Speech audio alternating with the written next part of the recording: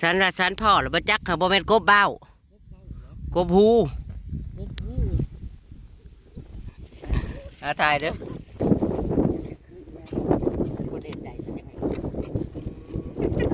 ยังบ่ทันละฮู้ซ้ำว่าเป็นกบ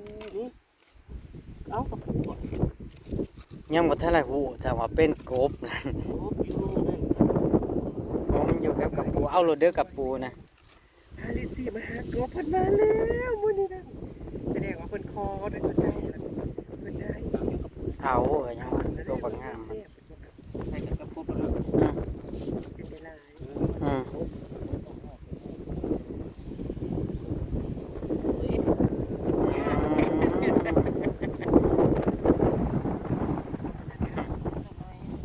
เอารถหนาดีกว่าบ่ได้น้อยก็ได้เด้อันเด้มันมันมีรุ่นแล้วมีรุ่นแล้ว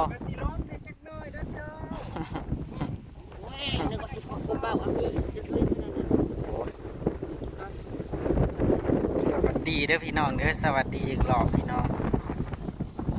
โอ้ยมาล่มแท้เอามารุ่นต่อยพี่น้อง1 แต้มเลย1 แต้มแล้วเอิญหมูเอิญพวกมาเอิญหมูเอิญพวกมา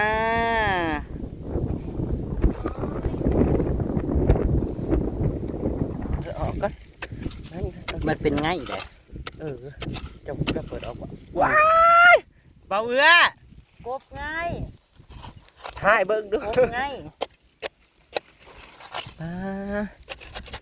พอแล้วไปเอาตีนเตะง่ายมันไปลอยน่ะเห็นว่านี่เอาออกมือนะแคบให้มันขึ้นมาก่อนงานมันจุกกุยอุ้ยเอากับปูอุ้ยน้องตัวที่2บีดมันเลยแสดงว่าง่ายมันใช่เบิ่งแสดงว่าง่ายมันนะเอากับปูนะบทสอนกันเนาะมึงแนะนำโอ้ยมีดเลยเบิ่งเพื่อมันไก่กันสัวด้วยนี่สัวดูเสียมน่ะสัวเผื่อมันอยู่ไก่เผื่อมันอยู่ติดกันพวกเป่ามันสีอยู่ติดกันเห็นบอซุ่มบอเอาหลอกก่อนนะมาลุ่นอีกพี่น้องว่าสิบ่ได้เนาะว่ามันสิยังบอกผู้มันเดินผู้มันเดินบ่ผู้บุเป็นเบาเก่าเขาบอกว่าจังไดพี่น้องถ้าบ่มีไม้กอได้พี่น้อง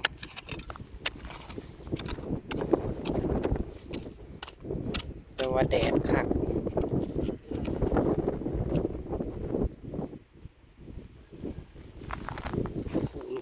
มีแต่กระปูนะ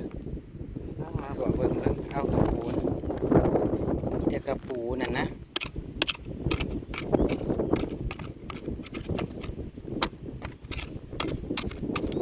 โอ้ยมีแต่กระปูพี่น้องเลยมันออกแล้วพี่น้องผู้นี้คือเกี่ยงแต่แล้วนะนี่จะถูกไหมมีกบเลยไหมเดี๋ยวมาลุ้นกันบ่มีเล็กแง่ขุดเอาจึงปืนอยู่ได้พี่น้องลมก็แห้งแดดก็แห้งห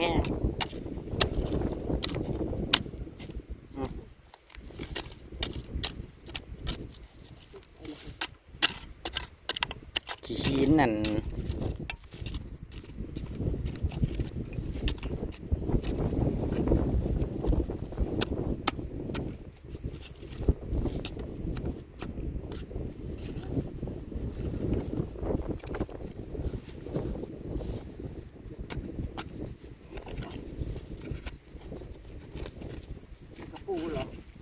มีแต่กระปูเหรอโอ้ย มีกบตัวหนึ่งกับบอผู้ปะเกียงมัน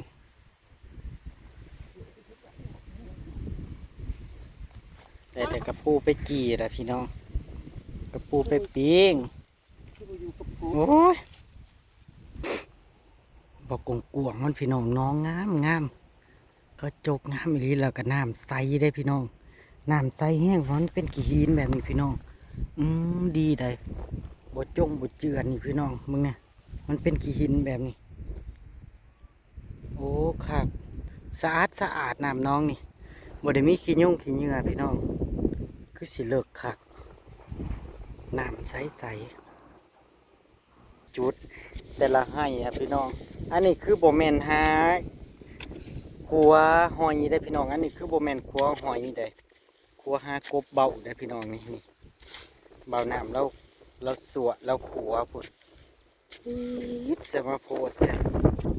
โหดเกิน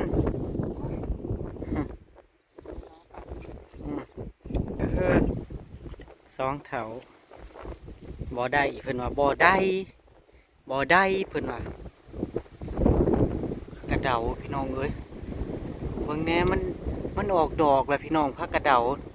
เต็มต้นอยู่น้องที่เพิ่นเอากบ60ปลายกว่าโตนะให้นี่แหละพี่น้องเคลียร์ดูเฮ้ยเผื่อมันยังเหลือเฮ้ยเอาอาจสิมานก็ได้จักโต2โตหาก่อนพี่น้องให้อยู่ใช่แต่พอปีงเบาบักใหญ่มันเบา2เท่านั่นแหละเอา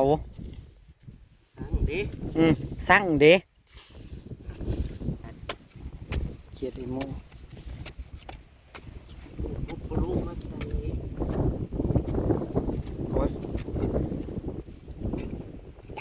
ลมน่ะความแห้งน่ะจนเอาน่ะจนสิปิวโอ้ยตัวใหญ่อยู่ได้พี่น้องเขียดอีโมอยู่ไหนเอ่ยอยู่ไหนเอ่ย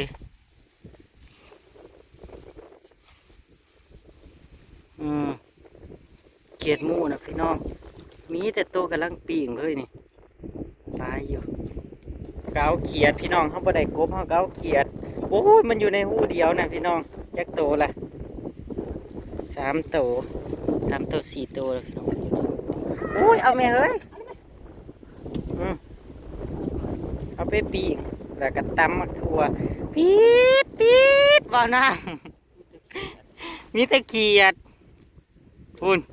3 4 5 6 7แล้วพี่น้อง7 โตแล้ว7 โตแล้วเพราะว่าหูมันเกี่ยงดิ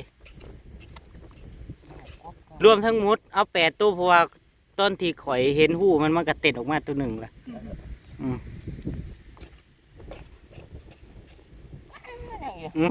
ยังอยู่ออมใส่ผักให้ปลานี่ออมมากินออมใส่ผักซีลาวปีดได้เกือบ10 โตพี่น้องนี่หูนี่เขียด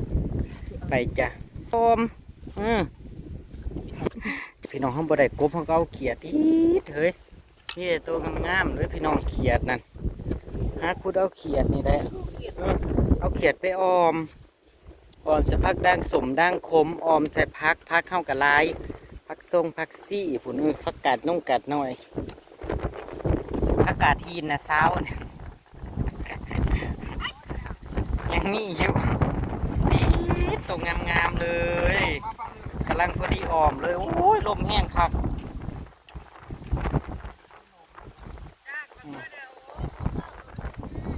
ฮะเอาข่อยสิไปจ้างหากบเป่าในไซนอบัดนี้ให้ข่อยสิไปหากบเป่าใส่หาเอาเขียดพุ่นเฮ้ยบ่ต้องเอาดอกกบนั่นโอ้ล้มนั่นจนปิวว่ามันแห้งนั่นจะคอยในซับมันจกเอารถเฮ้ยบัดนี้เห็นโตมันแล้วอยู่ข้างที่ไหนเอามาโซหน่อยกบเบ้านั่นโอ้ยได้กบเบ้าอีกแล้วพี่น้องดีใจดิได้กบเบ้าอีกแล้วคุณโอ้ยคุณจักโตให้กบเบ้ามันคือซ่อนกันคักเห็นแล้วหูนั่นนะค่อยเห็นแล้วปี๊ด ตัวงามๆเลยพี่น้อง หมดเหรอ สะอ้อนดิ มันยังคนดื้อโอ้ พูดเลิกนั่นไม่ได้ว่าเด้อลิฟลามไหม แป๊บนึงอีดพี่น้อง อยู่ทุกวัน ข่อยนี่แหละกวดไปเบิ่งพี่น้อง มันขี่หัวกันอยู่ใส่เลยกัดก็ดังตุกก็โฟกัส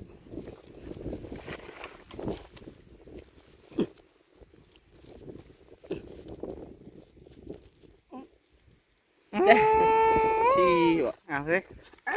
นั่นน่ะ ก็จิไปแล้วอ้าวแม่ ใส่เลย ก็ไว้ได้แต่อยากโชว์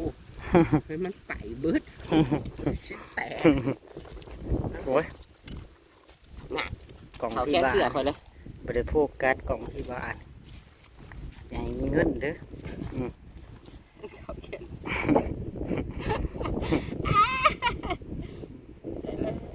ปีสะออนเกียรติหู้ละ3ละ4หู้ละ5ละ6พี่น้องเบิดยังนะ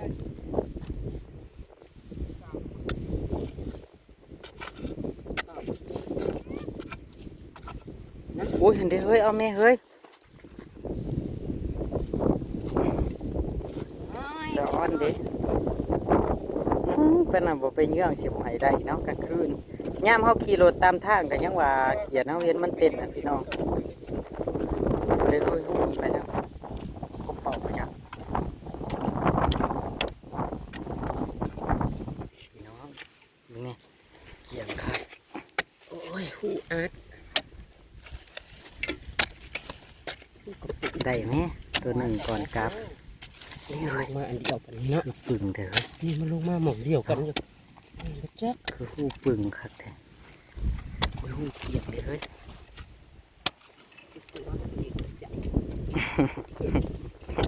เอาก็ต้องมีความหวังแต่ว่าเนาะพี่น้องว่าสิได้กบสักตัวก่อนกลับอีกนั่นเด้ ให้ความหวังตัวเอง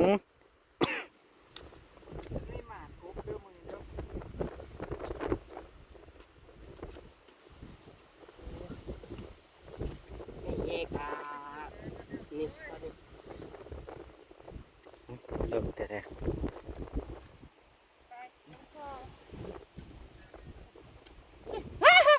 เอากบอลีเอ๊ะก่อนกลับได้กบอลีเห็นบ่ความพยายามอยู่ใส่ ความสำเร็จอยู่ที่นั่นพี่น้องคือข้าวว่าเนาะพี่น้องเนาะ ได้รีบอก บลีรอตัวใหญ่นั่นบ่เว้า มาสอดกันทำอิฐนะเพิ่ง มันเป็น มันยันเอาเขียน หมองเอาเขียดนะได้เขียดกับ4-5ตัวเฮ้ยในหูตัวนี้นั่นแล้วก็มีกบอยู่ข้างล่าง อยู่ข้างบนน่ะเป็นเขียด มื้อนี้นั่น อืม น้ำเบิ่งเด้อนี่ เบาน้ำเจ้าน่ะจักแต้มและนั่นบ่เกี่ยว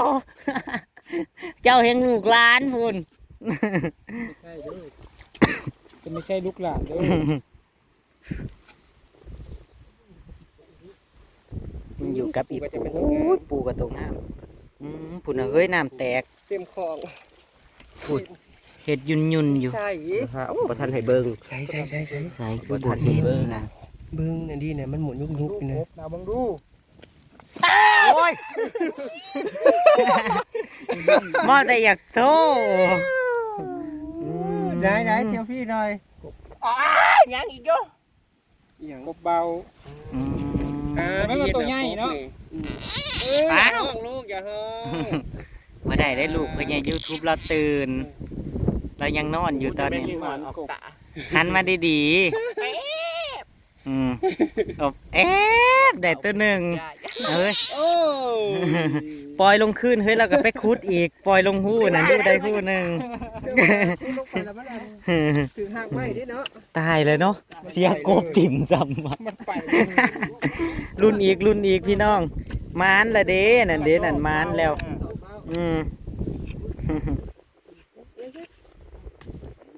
เฮ้ยมือนี่เจ้าสามารถลิ่นการทั้งมือได้ทั้งเขียดทั้งโกบนั่นหู้อีกแล้วอันเด็กโกบเบาอยู่แล้วพ่จักโอ้ย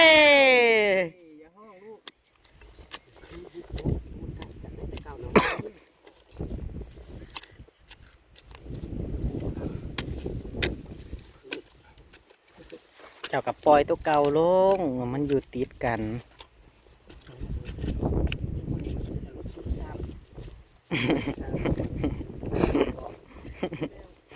โอ้ย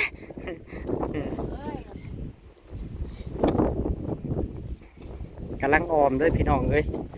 กำลังออมเลยเขียดน่ะคู่ละ2 ละ 3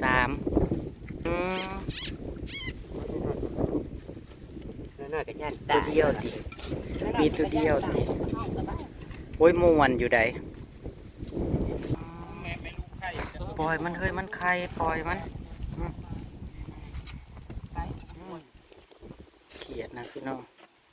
เอาเก็บเรียบ2 ตัวปลานี่ออมพี่น้องเข้าไปได้หักขาได้พี่น้องเขียดแต่ละตัวเขาเสียไปเทใส่ไห่ไปเทใส่โอ่งเฮ้ยมันพูดเอาไปจับถึงตัวมันแหละ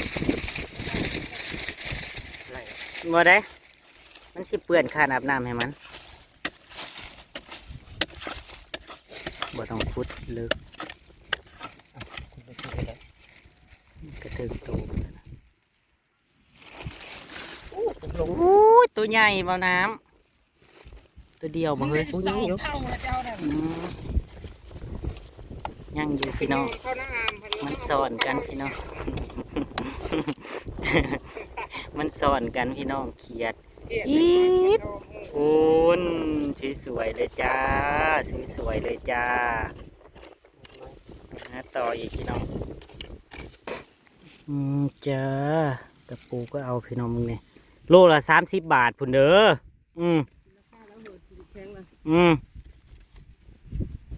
นี่พี่น้องคือห้อยมันหยันนี่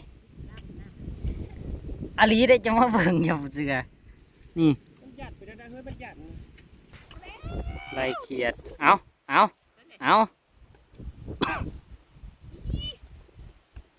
ข่อยมวนไล่เขียดพี่น้อง โอ้ยตัวใหญ่แต่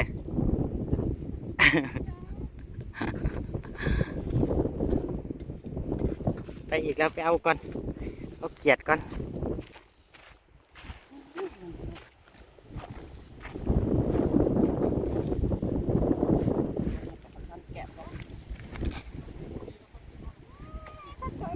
จักโตเฮ้ย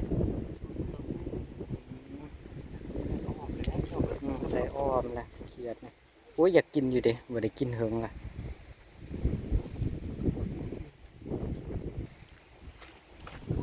เสียดายเนาะห้องบอกมีไหมโอ้ยเฮ้ยเอาแม่ในเสียมมันในเสียมเสียดายห้องบอกมีไหมแง่ไม่แง่ห้องบอกเดี๋ยวเอามาแต่เพื่อนไม่เสียวบ่ตุยบ่ขุดเอาที่เฮ้ยใส่ละพี่น้องโอ้ย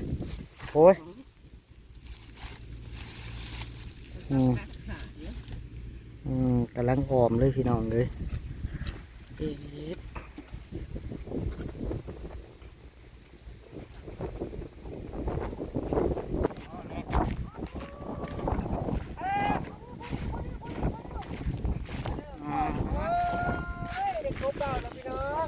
ชุดถ่ายก็ได้กบเบาเลย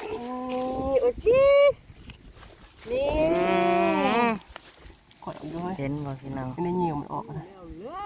นี่มันอยู่แนวนี้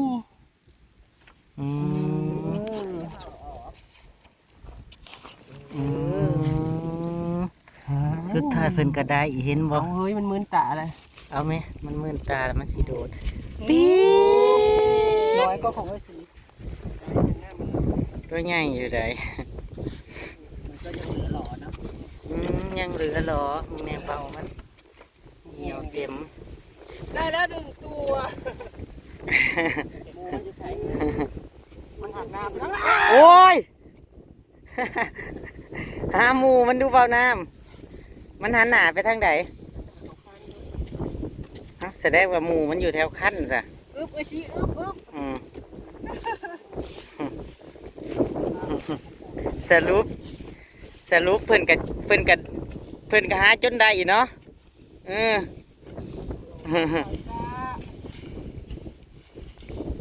หยังมีแห้งเคียตัวใหญ่มีแห้งเคียมีแห้งก้นแล้ววันนี้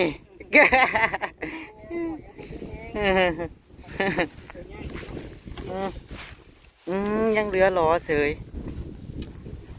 เจ้าซุปเขียดบ่เท่าเขียดโอ้ตัวบอกใหญ่เบิ่งเนี่ยนะ ปี๊ดเขียดเบาโอ้สมัยตัวใหญ่ค่ะแกเห็นแต่หัวปลาโลอยู่เฮ้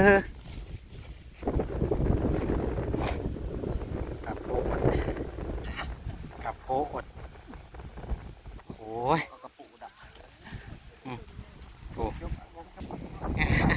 ตัวใหญ่แห้งเขียดเบาปี๊ดพี่น้อง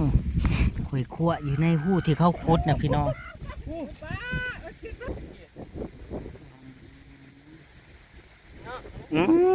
ตัวใหญ่อีหลีเฮ้ย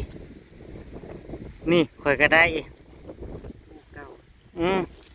มีเสย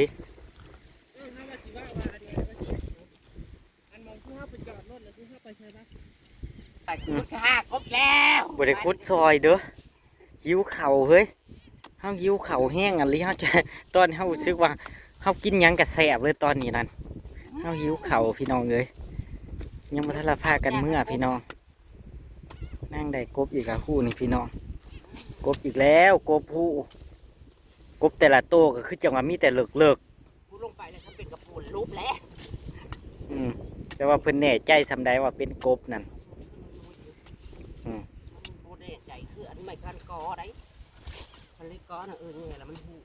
เอาใหม่แง่ได้พี่น้องมันแบบมันเป็นขนุนฝายเนี่ยมาลุ่นกันเพราะว่าชุมเพิ่นว่าให้ตัวนี้มันส่วนมากมันสิเป็นกบหู้ชุมเพิ่นว่าชุมเพิ่นหาที่ใดรอบก่อนนั่นแต่ว่าเขียดนั้นหลายพี่น้อง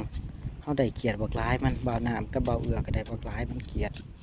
มีตัวใหญ่พี่น้องเขียดนั่นพร้อมใส่ผักแสบพี่น้องใส่ผักใส่ข้าวเบื่อมันมีเห็ดนะกบเขียดนั่นเลิกนั่นเลิกกับตัวใหญ่กับคุมเด้อแม่นบ่นั่น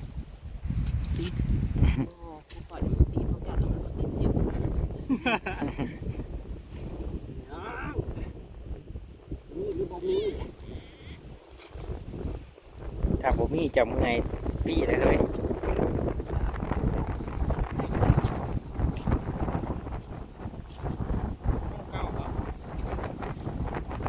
เก่า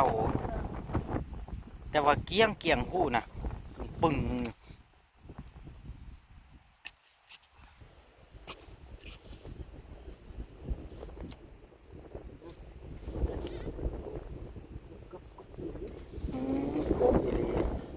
จนว่ายืมมือจะว่าสู้กบอะไรพวมเลิกนะ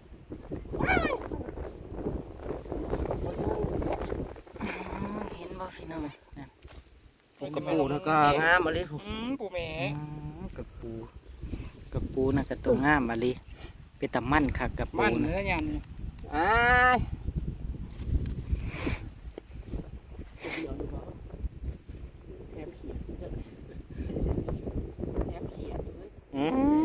แถมเขียดกบกระปูแล้วก็เขียดพี่น้องอยู่ร่วมกันมันแล้ว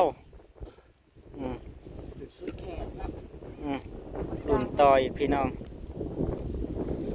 เบิ่งผลงานตัวเองก่อนโอ้เขียดไม่สิโดดกบ4 ตัวจ้าทุกคน เห็นบ่พี่น้อง ได้กบ เขียดมีแต่งามๆแต่กบมา4 ตัว เอาแคปมา อืม ไปคลิปนี้ก็สิเก็บภาพบรรยากาศไว้ซ้ำนี่จ้า ไปพี่น้องลาดพาจากแล้วพี่น้อง อีกน้อยนะครับฝากเป็นกำลังใจให้น้องด้วย หิว จ้า เขาวหิวน้ำแล้วพี่น้องฝากเป็นกำลังแรงใจให้เด้อพี่น้องฝากดูฝากส้มฝากกดไลค์กดแชร์กดติดตามเด้อพี่น้องเด้อ2เพื่อให้อยู่ให้กินแล้วก็2เจสีแล้วก็ของทีมงานเนาะพี่น้องเนาะเอาเป็นว่าติดตามคลิปหน้าแล้วกันพี่น้องมานอยู่พี่น้อง